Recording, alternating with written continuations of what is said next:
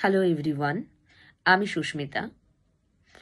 আপনারা যারা আমার আগের ভিডিও দেখেছেন তারা জানেন সেই ভিডিওতে এমফিল যে এলিমিনেশন হয়ে যাচ্ছে সে বিষয়ে আমি কিছু কথা বলেছিলাম।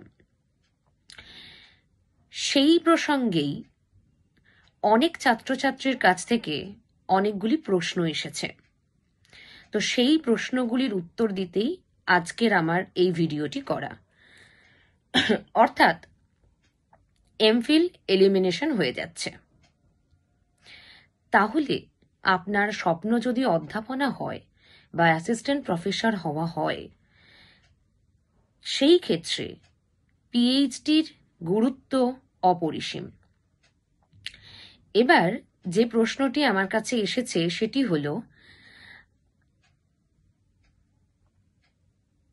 একজন প্রশ্ন করেছেন, তিনি বলছেন যে নেট সেট পরীক্ষা ছাড়া কি পিএইচডি করা সম্ভব, অথবা পিএইচডি করার জন্য যোগ্যতাই বা কি প্রয়োজন।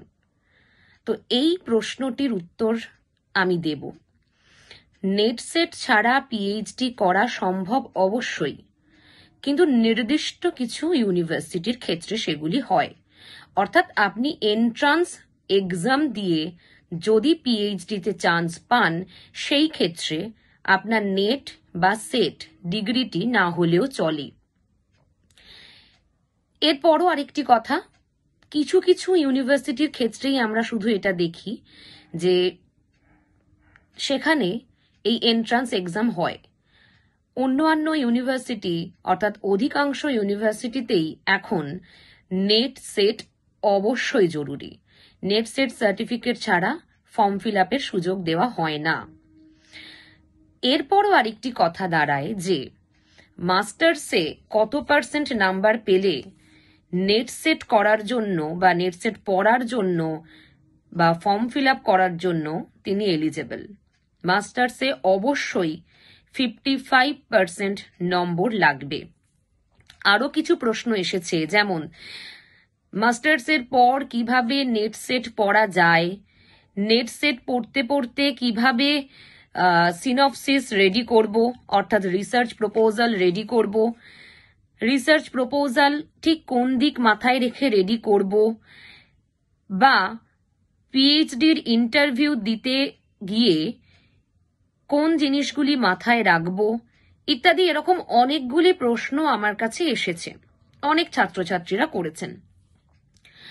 আমি এগুলি ধীরে ধীরে বলবো আপনাদের যে মাস্টার্স চলাকালীন কিভাবে আমরা নেট সেট পড়তে পারি এবং এই যে টাইমটাকে কম করে ব্যবহার করতে পারি, অর্থাৎ ইয়ার ল্যাবস করব না, বছরের পর বছর বসে থাকার কোনো কারণ নেই, খুব কম সময়ের মধ্যে কি করে আমরা পিএইচডিটি পাবো, কিভাবে রিসার্চ প্রপোজাল রেডি করব, ইন্টারভিউ দিতে গিয়ে ঠিক কোন জিনিসগুলি মাথায় রাখবো, এগুলো একটু একটু করে আমি আপনাদেরকে জানাবো।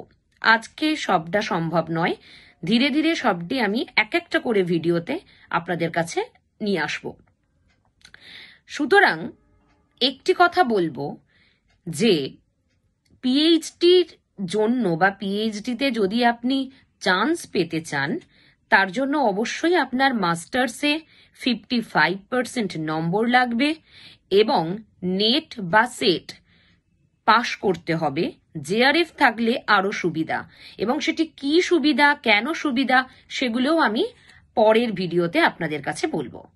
ধন্যবাদ, সকলে ভালো থাকবেন।